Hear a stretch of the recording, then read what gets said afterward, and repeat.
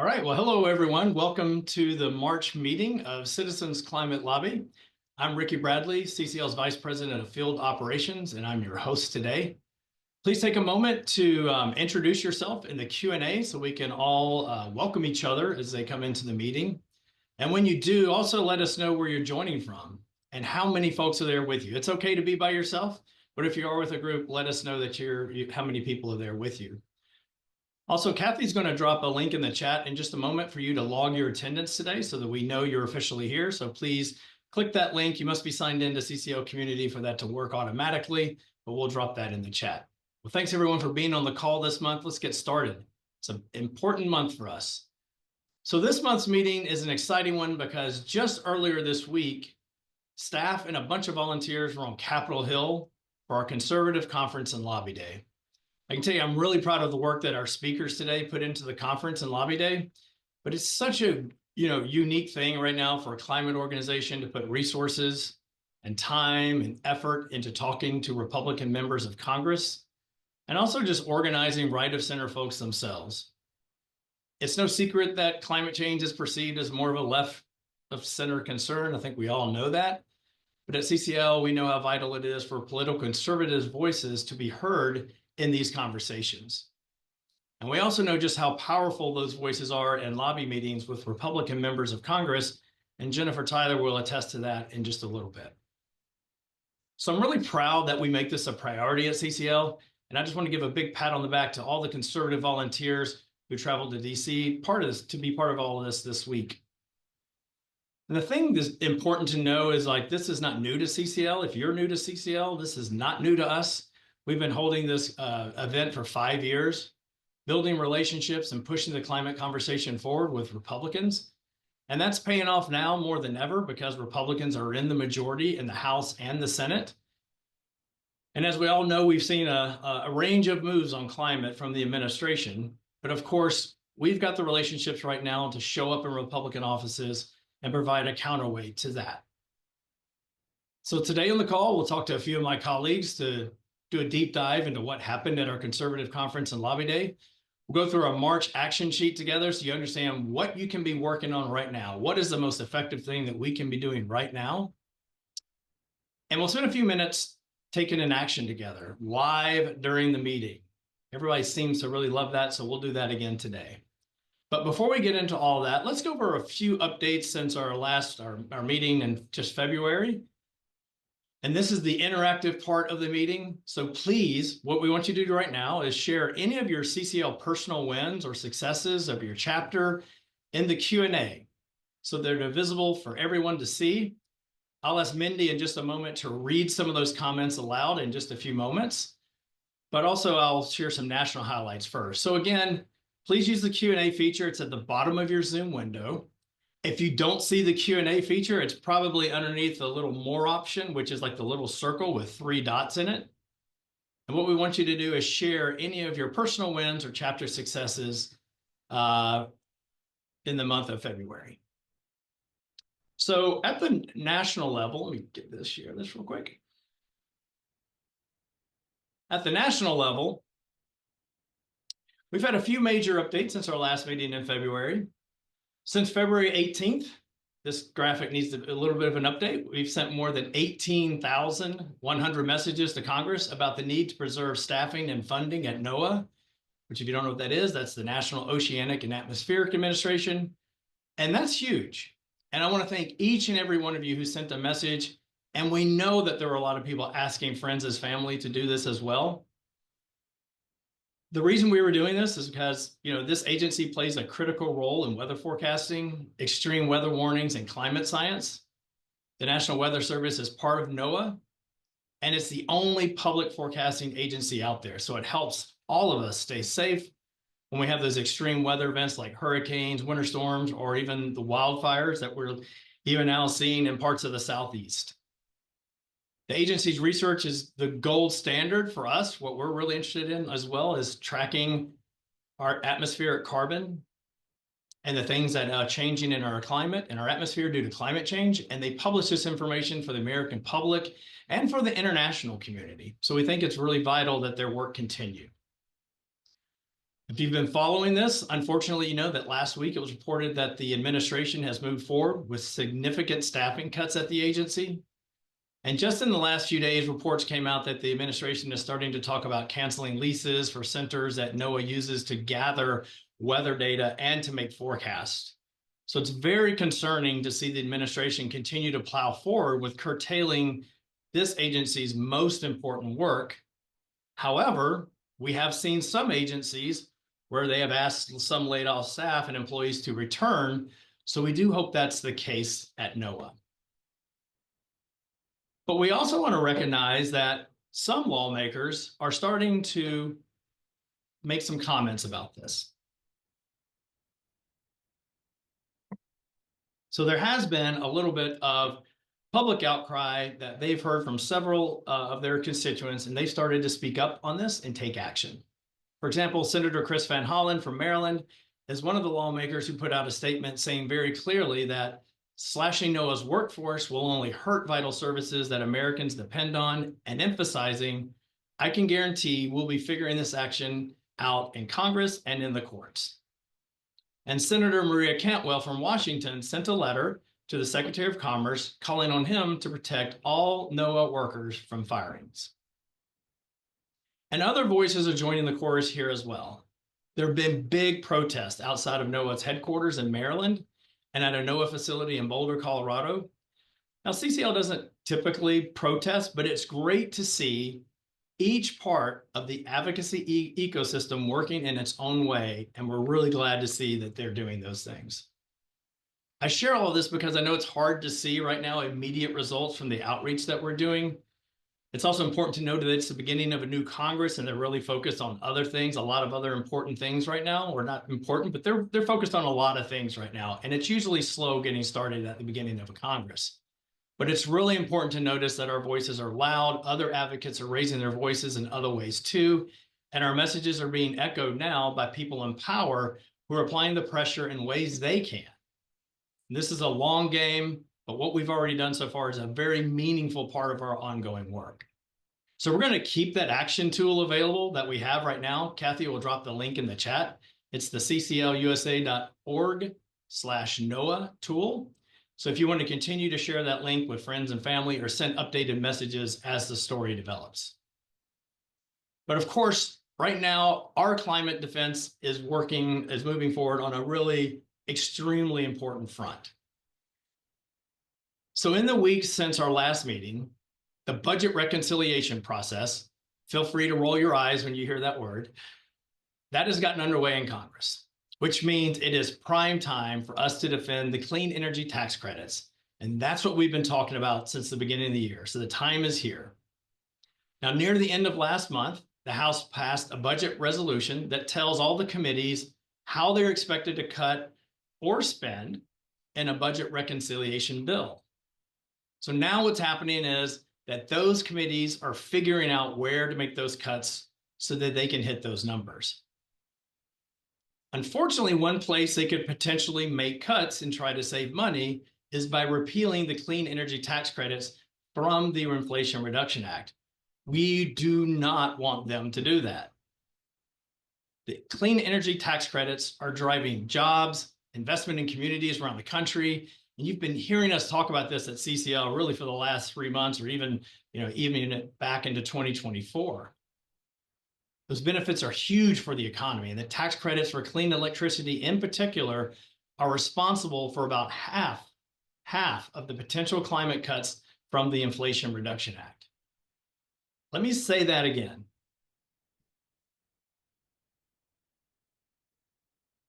I'm going to say it and I'm going to show it. Here we go.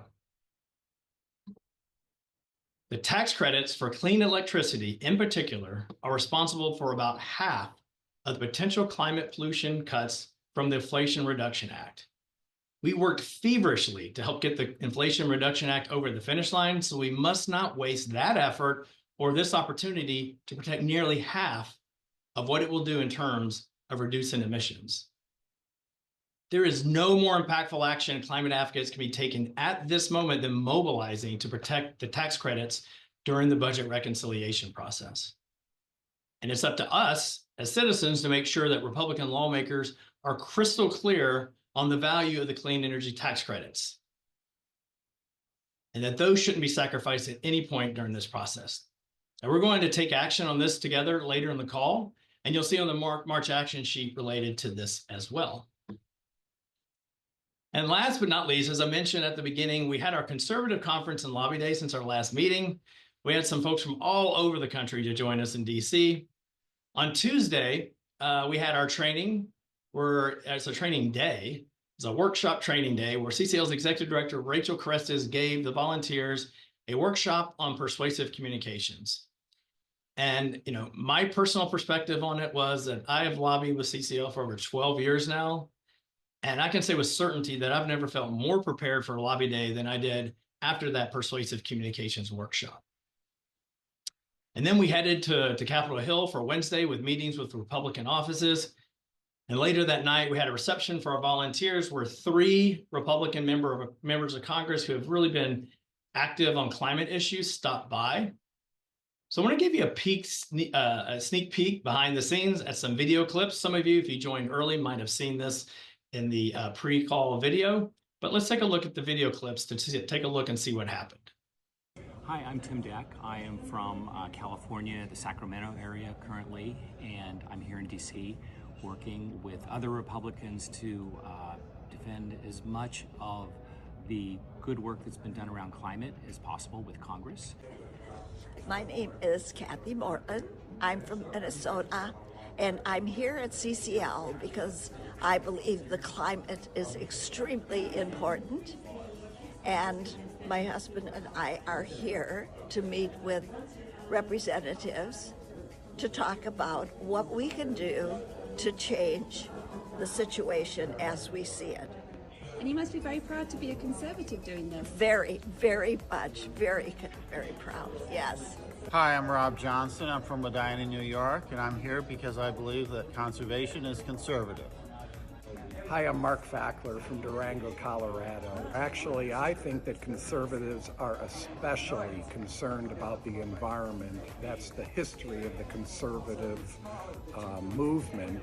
And to remind them of how important it is for conservatives to care for our world and care for the carbon we're putting in the atmosphere is really important. My name is Joseph Piper. I'm here from Raleigh, North Carolina. Excited to be here in Washington, D.C.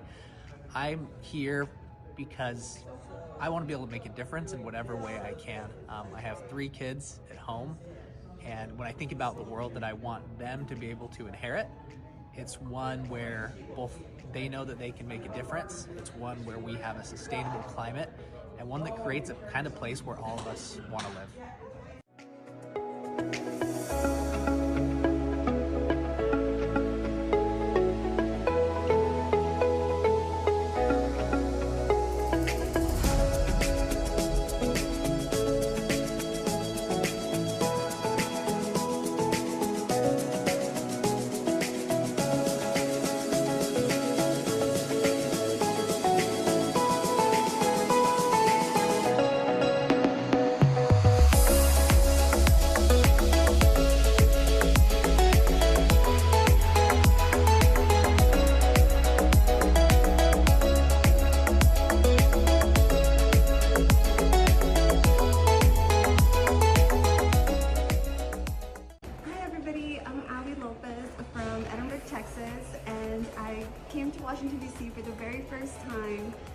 To lobby, and it's been an amazing experience. Hi, my name's Colin Millaradis. I'm from a small town, Chatham, New Jersey. I'm proud to be here today as a conservative on behalf of CCL. Hi, my name's Neil McDonough from New Jersey. We met with a member of Congressperson Lawler's staff, and we had amazing discussions about the topics that we were given in looking at finding real solutions to the issues surrounding climate and legislation.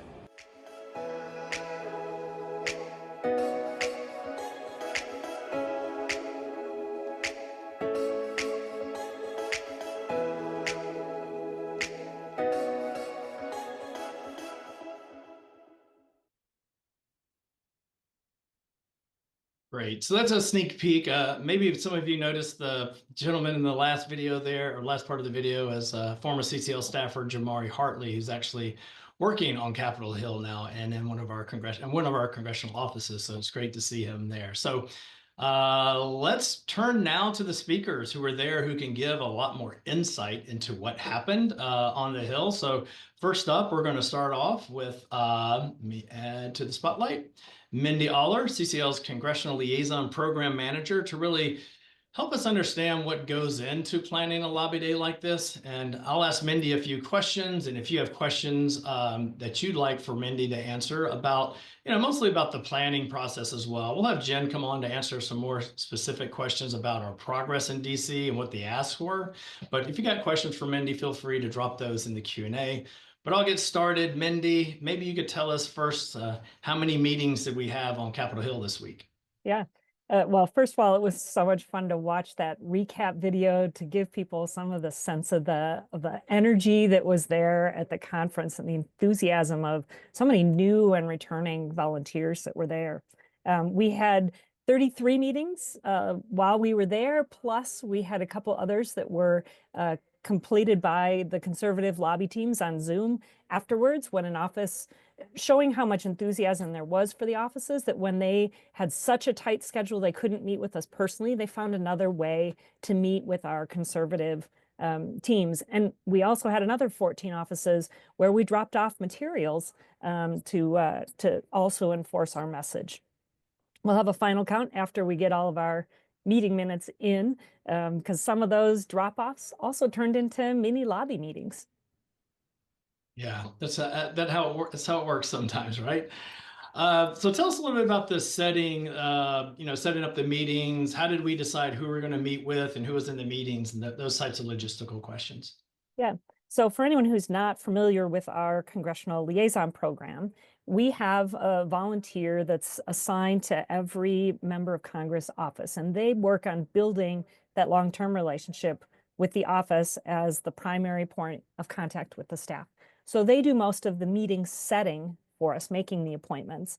But we take a look at who's coming to the conference, and we prioritize where we have constituents of Republican members of Congress, because we're only meeting with Republicans during this conference. But we also had 18 Republicans who signed a letter in support of the clean energy tax cuts, and we had others who had testified in the last Congress at a committee hearing in favor of these tax cuts. So we looked for any of the cases where we had someone from those states of those members, and we also made it a priority to go meet with those who are already our supporters, to really reinforce how important their voices are and find out how we can help them in convincing their colleagues that these are important too. So then, in order to put people in those lobby meetings, we have this software system, and I do a lot of tweaking of trying to get not only the constituents are for certain in the meeting, but often it's only one constituent. So we use our, conservative volunteers who are trusted messengers to any Republican member, and have them help support as we have all these lobby teams.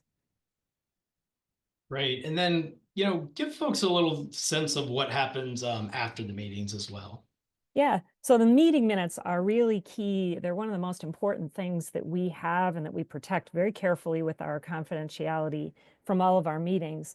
And that gives our government affairs team a chance to review all of those minutes and really look for opportunities of who needs a little extra conversation, who are the strongest supporters that we can then have help us in finding other supporters.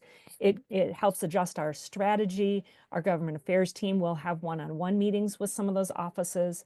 It also helps our liaisons, who then look at what can we be doing in our states and in our chapters to build more support with that member of Congress. There may be a mention in those meeting minutes of something they wish we would do, or a little hint about how we could better work with them as an office. Right. A couple of questions we got in the Q&A about how many CCLers attended the conference. We had about 50 volunteers that were there and that were lobbying that day. Nice. Yeah. And then Paul from Minnesota, you may know him, asked, first says, nice jacket, Mindy. Were many of the attendees under 40? Yes, we had a great, it was a great age range within the room. It was really fun to see. And even some great conversations that really came up between people of different age groups, and how we bring our own perspectives based on our age, and so many other things in our backgrounds, but also how we work together in that by bringing those strengths together as well.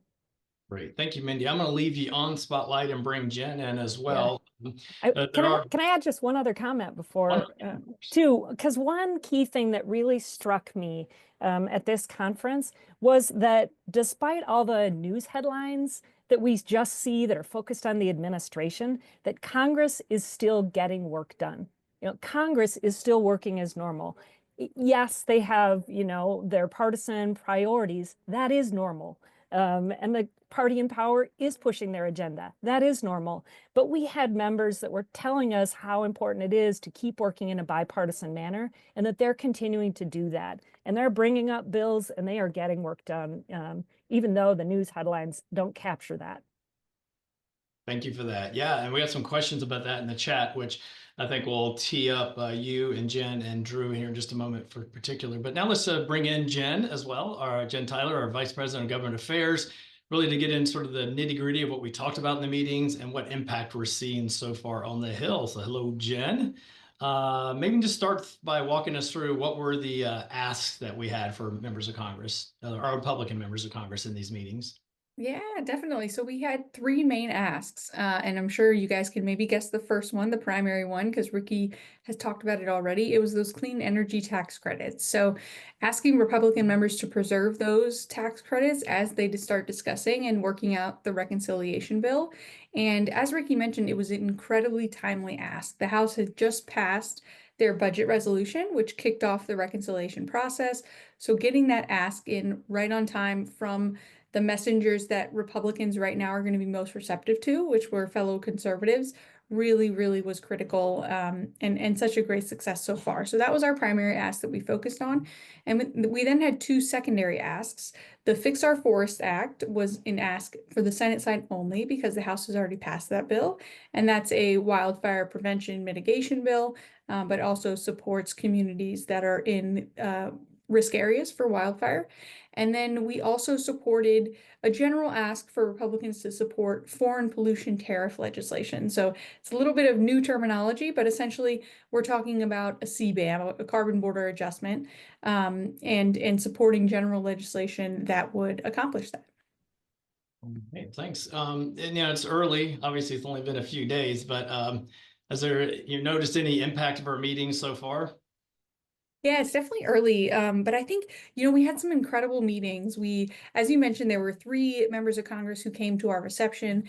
There was a bunch of congressional staff, and there was a member of Congress who came who we weren't expecting to come to our reception, but there was just such a good meeting that happened during the day that she stopped by the reception that evening. A bunch of staff that the same thing happened. They had a really productive meeting, and then they came to our reception. So we saw already how great the conversations were. And I'll say on the ask front, when we were talking about the clean energy tax credits, we went into these meetings not just making the case for these tax credits policy-wise, but we came in armed with data. We were talking about the real economic benefits. What are the actual investments in those districts? I'm sure many of you looked at Dana's spreadsheet that includes all of that data for how these tax credits have impacted districts across the country. And I've already received probably a handful, maybe a little bit more of emails from congressional staff saying, hey, I'd like to see that spreadsheet. So that data has been successful. They've heard the message and they want to use that data to really influence their own member and also influence other offices on the Hill. So I think so far it sounds like it was really successful, but we'll keep you guys posted as we hear more. Great. And then, Jenn, you're not totally new to this role, but you are our new Vice President of Government Affairs. For those of folks who don't know your backstory, I think it's interesting to, have you tell your backstory and why you see that, lobbying is so important in CCL's approach. So if you wouldn't mind just backing up there and just telling folks a little bit more about your background. Yeah, happy to. So I started out after college on the Hill And I started in a moderate Republican office and kind of worked my way up into the ledge team and eventually worked my way all the way up to chief of staff. But early on, when I think I was ledge aide or maybe ledge assistant, I was meeting with the CCLers for the first time. My boss was a freshman at that point, so we hadn't met with our CCL chapter that often, but they were coming in for their fly-in. And I think me and my boss were both pretty struck at how well-dressed the CCLers were. You know, we meet with a lot of constituents and they don't always come in business attire. So that just the tone of the meeting, the way they were dressed, the fact that it started with an appreciation, it immediately struck us. And it was such a productive meeting. And we'd had a bunch of meetings with environmental groups and other groups. And because my boss was a Republican, it typically started out pretty in conflict mode. They were not really that supportive of us, and CCL was a completely different tone, looking to find common ground, looking to really build my boss up and move him in the right direction, but in a way that felt right to him and met the needs of the district. And so it was a great meeting. And then after that, we went down to the cafeteria later that day to grab my boss lunch before heading off to the Capitol. And in the cafeteria, it was just a sea of business, attire dressed CCLers with the little name tags on. And my boss just made the comment, "Oh my gosh, they're really everywhere." Because there was not a single table that didn't have CCLers at it. And so that presence really struck both my boss and me. It's just how many people CCL brought to the Hill. And just the level of conversations, the depth of the conversations. And so over the next, I was on the Hill 8 years or so, I really built a close relationship, and my boss did as well, with our local CCL chapter. And when I was ready to leave the Hill to jump off, I could think of no better place to go than CCL. I'm really passionate about finding that bipartisan space to move important climate policy. And CCL did it with my boss. They were the reason my boss was able to move so far on the issue and make such progress. And so I wanted to continue that work if I could as a part of CCL. So been thrilled to be here now for several years. Right, Jen, one question that's in the in the Q&A, and I don't know if you'll be able to answer this or not, but who were the Republicans who came to the reception? Were you able to?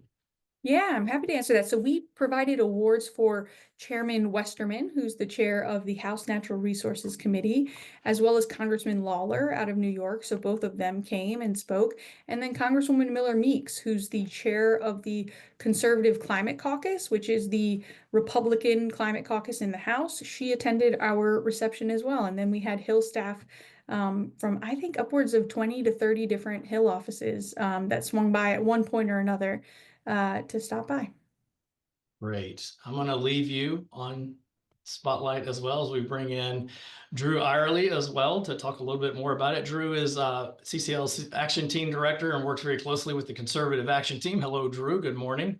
One of the questions I had for you, Drew, is also a question that's in the chat, so that's good. What was the energy or sort of the vibe amongst not only attendees this year, but from members of Congress, the Republican members of Congress?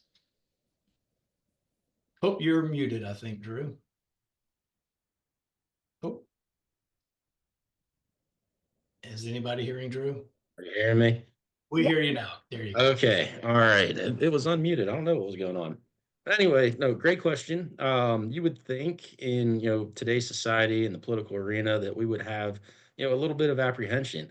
And I honestly didn't see any of that. Our volunteers came in with focus on, the organizational strategy, commitment to doing the work. It was, the feeling that I could describe it as is heading into that big game. Like everybody just had grit and just really down and ready to get this done and go in and have these lobby meetings and apply the lessons taught by Rachel at the conference itself.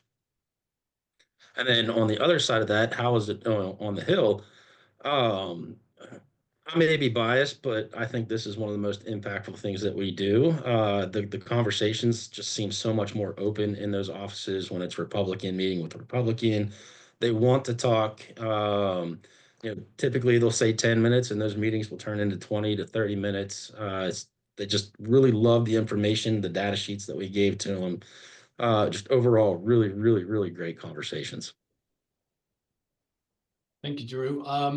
Why for you, as someone who's obviously right of center, is this important? Is this meeting so important, and this opportunity to have right of center folks together? Well, in this topic, this arena, Republicans are a minority voice. And just like with any other issue, we really need to spotlight those minority voices and elevate them to show that no, we're here. We think along these same lines as you, and this is the issue that we want to address and want to be represented with. All right, well, let's go to questions from the field here. James asked, and I'll say, obviously it's hard to see for some folks right now with the administration actions and our EPA administrator that they're completely dismissive of some things to limit emissions. But, how could we be more effective, or just love to hear reports of feedback from the offices to see, how we can be effective with Congress right now. Yeah, I can jump in first. I think, one of the things we really focused on this conference was the message we're delivering, not just the messengers, which was obviously conservative folks, but it was what is the message that's going to resonate with those members of Congress. And so I do think we're obviously running up against some hurdles and some barriers with the current administration, but we're realizing that there really is a key angle to getting into a lot of these Republican offices and to messaging them on climate, and that's the economy. We did that with clean energy tax credits. The foreign pollution tariff ask was also an economic message. And even our wildfire ask to some extent is an economic message about how much that would cost the federal government just in taking care of the aftermath of wildfires. And as we have those conversations and we talk about how competitive American businesses can be in clean energy and how many jobs it can bring to their district, the members all of a sudden are much more open to that discussion. And then they often lead to, well, and it has a benefit to emissions. They can tack that on then. So once we hit them with something that kind of opens their ears and makes them settle in and feel a little more comfortable talking about it, they often naturally will lead to, well, and there's this cherry on top, which is emissions and making sure we're getting that down globally. So I think a lot of it has to do with what are we talking about and how can we kind of pitch environment in a friendly way that's easier on their ears. Anybody want to add to that, or we can go into the next question? That'll be good. A question that I actually got in chat, or got ahead of time for this, was what was the general reception on Capitol Hill for the Fix Our Forest Act and the Republican offices on the Senate side? Yeah, I think a really, really positive response to that legislation. And it is a bipartisan bill. So we were only talking to Republicans, but I think it did, Republicans are talking about reconciliation right now, which will be a partisan process. But the fact that there was this potential for a bipartisan wildfire bill, a lot of Republicans were excited about that. Because not many things are able to move right now in a bipartisan way, but that's one thing that has moved through the House and likely can through the Senate. So the reception was really positive. There's clearly a lot happening on the wildfire front, but there's not really many solutions that are popping up that are bipartisan and also tackle the scope of the problem the way that the Fix Our Forest Act does. So Republicans were very open to it, and there was actually a hearing on it on Thursday on the Senate side as well. So we're seeing some momentum build, and hopefully we'll see additional support on the Senate side after our lobby day.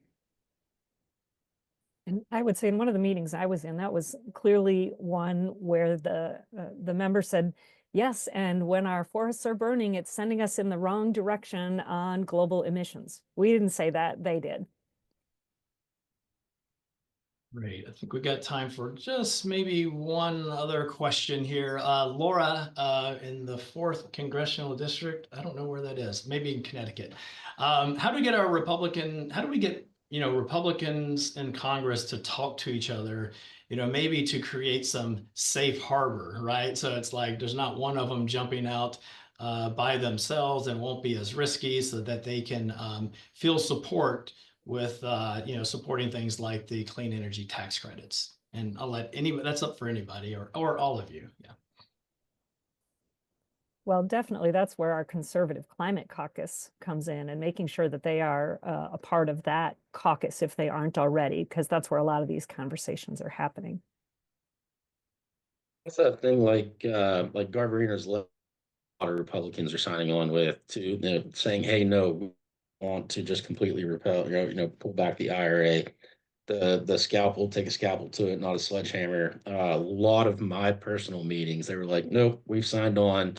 We want to, make sure that we're doing what's best for our constituents and getting them the help they need with their high energy costs and things like that. So there are things in place from my perspective that kind of help group our Republican elected officials together and give them that safe space to come out and speak on it.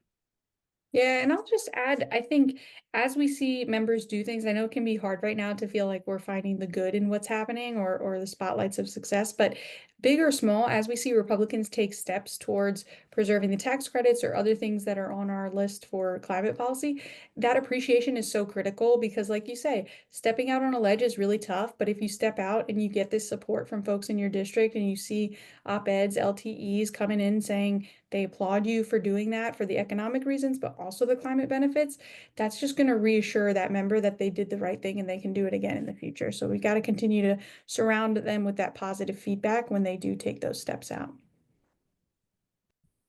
All right. Well, thank you to you, Mindy, to you, Jennifer, and to you, Drew. And another big thank you to all the conservatives who traveled to Washington, D.C. for this past week. Really to take time, it's not cheap getting to D.C. sometimes, right? So in taking time out of your life and traveling up there to make your voices heard, we really appreciate all that you did this week. And thank you for the update. And if we didn't get to your questions for one of those folks that were just on the spotlighted there, just feel free to drop those in the forums as well on CCL community. We're doing our best to get to those, and we'll get to those as quickly as we can. So let's go and take a look at the actions we're going to be working on in this March. So a very exciting month that we have. For one of our March actions in the action sheet, we're going to be asking you to write, yes, actually write letters by hand to your members of Congress. So it's going to be part of our spring activities and our spring theme, that handwritten letters and letters that will send a strong signal of local support for important federal climate policies, more specifically, not repealing the tax credits. For Republicans, we're going to ask you to write about the clean energy tax credits in the Inflation Reduction Act and how they have benefited your community or you personally. You'll see that there's a link in the action sheet for you to find that information. And for Democrats, we're asking you to remind them of the importance of clean energy permitting reform for our clean energy and climate goals. So again, the reconciliation process, right at this point, is pretty much a Republican process, just like it was a Democratic process in the previous legislatures or the previous Congresses. So we're going to really focus on Democrats looking forward to clean energy permitting reform because they're already in support of the clean energy tax credits. And so we don't want you to get writer's block either. So we're asking you to write a letter. So what you'll notice in the action sheet, the actual communications exercise it will show you an effective letter that you can use as an example. But what's really important here is that you don't want all your time and effort to go to waste. Make it unique, make it personal to you. Don't just copy the example letter and send that in. You really want to make it personal. That's the best letter that can be sent. All right. Then what's going to happen, this is in your action sheet as well, CCL liaisons and other chapter members will plan an in-district drop-off to your members of Congress. So representatives and senators will be working in their local offices from April 14th to the 25th. And so we're asking you to plan a drop-off of your letters during that time. Our March action sheet has more guidance about how to plan the drop-off, what you might bring in with you in addition to the letters, and how to make the most of it with pictures, social media, and more. And what's really important is that we also have Earth Day coming up this month. And so a lot of our Earth Day activities will be focused on getting more of these constituent letters. So maybe you wait till right after Earth Day to deliver your letters, or maybe even the beginning of May. That will be fine as well.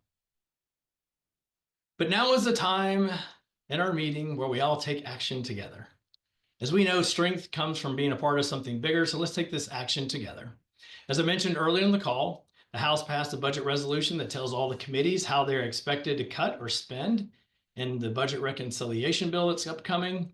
And remember, we do not want them getting rid of the clean energy tax credits at all. So that's what we're going to be telling them in the messages today. So as you pull up, you'll see the link in there for the first action tool, the cclusa.org/IRA-defense. That is only for Republican senators and representatives.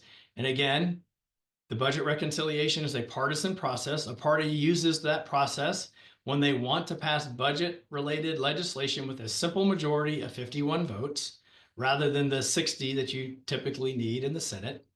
And, with that, if you're going to get that in the Senate, you usually require some votes from a minority party, but they don't need that.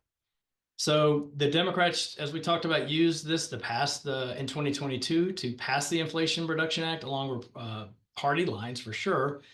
And the Republicans are a majority now and are working just amongst themselves to do their own budget reconciliation bills. So for this action, we're just writing to Republican senators and representatives. Now, if you live in one of those areas of the country, I think there's like 6 areas or so of the country that have only Democratic members of Congress, and that means, a Democratic House rep and 2 Democratic senators, you can use the second link to get your Democratic members thinking about the most important components of energy permitting reform. That's going to be coming around again this year. We can go ahead and start seeding the field a little bit. That's my Southern coming out of me, seeding the field. To make sure that they are thinking about energy permitting reform. All right, so let's get to it. We're going to take 3 minutes right now. So pull out your phones or your laptops that you have with you. You see the links that are there. That link again is on your slides, and Kathy's dropping them in the chat. So go there and follow the prompts, and we'll give you 3 minutes to send those messages now.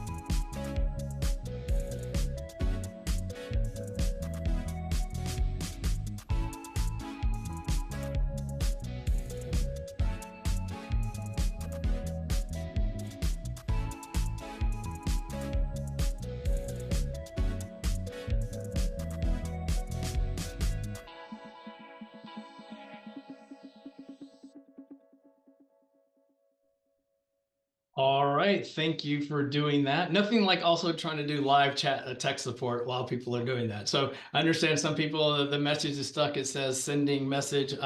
We'll check on that later today, but hopefully those will go through. If you have a question about tech support, you can always email help@citizensclimatelobby.org and we'll take a look at that for you. If you want to send that over, we'll take a look to make sure that your message went through. Oops, we don't Let's not do that. All right. So I'm going to now talk about the next action we have for this month is our March fundraiser. And to do so here today with us is CCL Senior Development Officer, Rebecca Udich. Udich, I always get that wrong. Sorry, Rebecca. I'm going to ask you to start your video and we'll bring you on here. And Rebecca's going to talk to us just a little bit about our March fundraiser. So go ahead, Rebecca. Thank you, Ricky. Hi, everyone. For those of you who don't know me, like Ricky said, my name is Rebecca Utek, CCL Senior Development Officer, and I'm excited to be here with you all today, and I'm excited to share an update on our March fundraiser, which just launched on March 1st, and it runs all month long. This is one of only 2 big fundraisers that we do each year, so it's really important to us. We're already seeing some great momentum, and I want to make sure that you know how you can get involved and help us amplify this fundraiser. This year, we have an ambitious goal to raise $10,000 in new monthly donations in March. And to help us reach this goal, angel donors have stepped up to match all new and increased monthly donations 4-to-1 for the first 3 months of March, April, and May. So here's how it works. If you start a new monthly donation or increase your existing one this March, your gift will be matched 4-to-1 for those first 3 months. That means that a $50 per month pledge started in March will bring in $750 by May, having 5 times the impact. This is an incredible opportunity to maximize support for our advocacy work, especially as we faced increased challenges over the next 4 years. Your monthly donation fuels strategic policy analysis that shapes our advocacy and keeps us ahead of legislative developments, powerful communications and training that equip volunteers to be persuasive voices for climate action, and direct engagement with key decision makers, ensuring that your voice is heard in the rooms where policies are shaped. With the 4-to-1 match, you can multiply your impact and help us keep climate action on the agenda, even in the toughest political climates. So how can you help? First, if you're not already a monthly donor, I invite you to consider signing up today, visiting the link on this slide, cclusa.org/donate-2025. And if you are already a monthly donor, thank you so much. Please consider increasing your monthly support if you're able. Even a small increase will be matched 4-to-1 and go a long way. Next, we need your help to spread the word. Here's how. You can share the fundraiser on social media and with friends and family who support climate action, or encourage others to set up or increase their monthly gifts to take advantage of the 4-to-1 match. This March fundraiser is a huge opportunity to multiply our impact and strengthen our advocacy efforts when it matters most. Your support and outreach will be key to making this fundraiser a success. Thank you all for everything you do to support CCL. Well, thank you, Rebecca, and thank you for reminding me your last name is pronounced exactly like it should be. Utek. Okay, so I got that. I'm sorry for mispronouncing that. I get Mindy's wrong all the time as well, so it's not just you. All right. Well, thank you so much, and we look forward to hearing more about the fundraiser as things progress with that. But last, but obviously not least, is that we want to, make sure that folks are starting to, or not starting to, but really getting around to solidifying your plans for Earth Day. It's rapidly approaching. It's next month. Sometimes it's called Earth Month. It's called Earth Week, but we are for sure there's going to be an Earth Day anyways. So we're hosting a training on March 20th. Kathy is going to drop the link in there to RSVP for the training on March 20th. And it's going to be all about our tabling around Earth Day and Earth Month. And it will offer, really all the latest and the things that we're going to be working on. We're going to have some new materials and assets and things for you to hand out. constituent comment forms that will hopefully drive home the point that we want our Republican members of Congress to protect those clean energy tax credits. So we'll have those. And we're hoping to have a bunch of the one-pagers that we used with our Republican members of Congress this past week to have those available for each district that's going to be doing tabling out there as well. So if you're planning on tabling, please make sure to attend that training. Thank you for listening to this episode of Citizens Climate Lobby's training program. You can tune into more episodes anywhere podcasts are available. Inspired by what you heard today? Join Citizens Climate Lobby to advocate for bipartisan climate solutions. Go to community.citizensclimate.org to find more trainings, resources, your local chapter, national action teams, discussion forums, and more. Be sure to like our Facebook page and follow us on Twitter and Instagram @CitizensClimate. We also invite all of our listeners to subscribe to our YouTube channel for more inspiration. Like what you hear? Recommend us to your friends and make sure to give us a 5-star rating. It helps us show up on other listeners' feeds. Feel free to pass on any suggestions for future episodes in the comments as well. And together, we are creating the political will for a livable world.